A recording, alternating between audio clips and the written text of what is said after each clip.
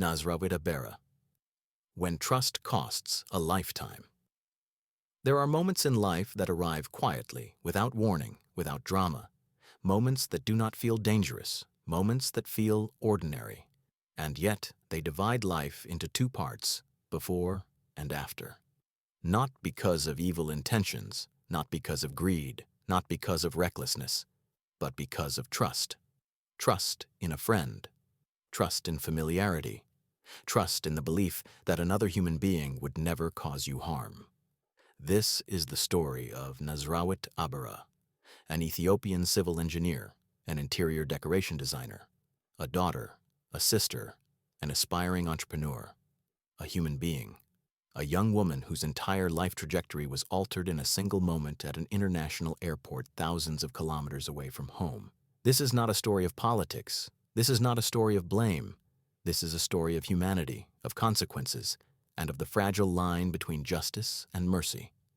Nazrawit was raised in Ethiopia in a society where community matters, where relationships are built on familiarity, and where trust is taught as a virtue, not a weakness. From an early age, she learned values shared across cultures: respect for others, honesty in action, and responsibility for one's choices. She was ambitious, disciplined, and creative. Nazrawit studied civil engineering, a profession rooted in precision, ethics, and responsibility. Engineers design systems that must not fail. They calculate weight, pressure, and human safety. But she did not stop there. Driven by creativity and vision, Nazrawit also earned a second degree in interior decoration and design. Where engineering required structure, design allowed expression.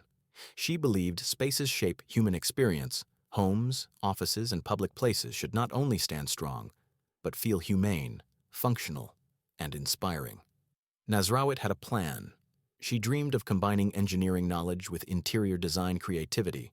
To launch her own interior decoration and marketing business, she imagined employing others, mentoring young designers, contributing to Ethiopia's growing urban development. Her future was not abstract. It was planned, documented, actively pursued. She was not chasing shortcuts. She was building step by step. In late 2018, Nazrawit traveled to China, a nation admired globally for its ancient civilization, its rapid modernization, and its emphasis on order and responsibility. China represents discipline, long-term thinking, systematic growth. Nazrawit did not arrive with fear. She did not arrive with suspicion. She arrived as a traveler, as a professional, as a young woman with dreams. She did not know this journey would become the defining chapter of her life.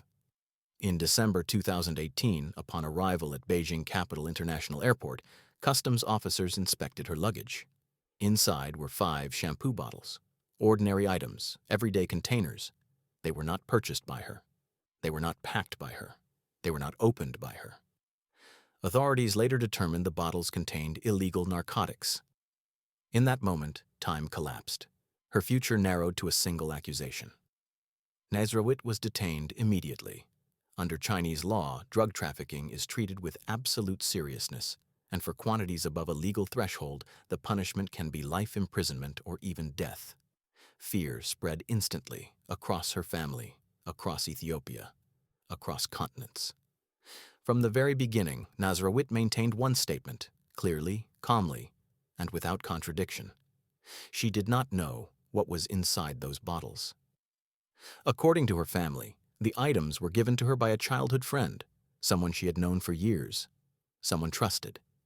It was presented as a simple favor. Nothing unusual, nothing suspicious. In many cultures, especially across Africa and Asia, helping a friend is not questioned. Trust is not negotiated. Trust is assumed. But when trust is abused, the consequences can be devastating. That trust, according to her family, became the moment that cost her freedom. For 2 long years, Nazrawit remained in detention in Beijing. 2 years of uncertainty. 2 years of legal limbo. 2 years of isolation far from home. Days blurred into nights. Questions went unanswered. Hope rose and fell repeatedly. She lived knowing that the punishment she faced could be irreversible. Imagine the weight of that knowledge, day after day, year after year. After 2 years in Beijing detention, Nazrawit was transferred to Guangzhou Security Prison, another city, Another facility, another layer of distance between her and the life she once knew. Her engineering career stopped. Her interior design plans vanished. Her business dream was frozen in time. Instead of drafting blueprints, she learned prison routines. Instead of choosing colors and textures, she faced concrete walls. Instead of building a future, she learned how to survive the present. Years passed. Behind closed doors, legal processes continued. Eventually, reports confirmed that Nazrawit Abera had been removed from death row and sentenced to life imprisonment. For her family, this news carried two emotions at once: relief, because her life was spared, and grief, because her youth, her talent, and her future were taken away. A young engineer and designer, once full of plans and promise, now faces decades behind prison walls for a crime she maintains she did not knowingly commit. This reality forces humanity to confront a difficult question: can justice remain just when intent is absent? To the people of China, this message is offered with respect. Respect for your laws, respect for your culture, respect for your sovereignty. China is a civilization shaped by wisdom, Confucian principles of harmony, balance, responsibility, and moral leadership. Across history, great civilizations have been remembered not only for enforcement but for discernment. Power enforces law. Wisdom interprets it. Mercy does not weaken justice. Mercy elevates it. To those entrusted with authority, this is not a request to undermine the law. This is not a request to excuse wrongdoing. This is a request to consider human context. Nazrawit Abera is not a trafficker by character. She is not a criminal by history. She is not part of an organized network. She is a professional woman, an engineer, a designer, an entrepreneur at heart, caught in an irreversible mistake of trust. A humanitarian review, a sentence reduction, or an act of clemency would not erase the law. It would demonstrate moral leadership. History remembers such decisions, not as weakness, but as wisdom. Nazrawit's story is bigger than one person.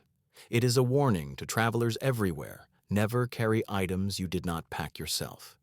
It is a lesson about trust, that even good intentions can be exploited. And it is a test of global compassion. If mercy is extended, the world will not forget. Not in Africa, not in China, not anywhere. Because true justice does not only punish wrongdoing, it also protects the innocent. This is East African mindset, and we believe every human life still has purpose. Thank you for watching. If this story matters, share and subscribe.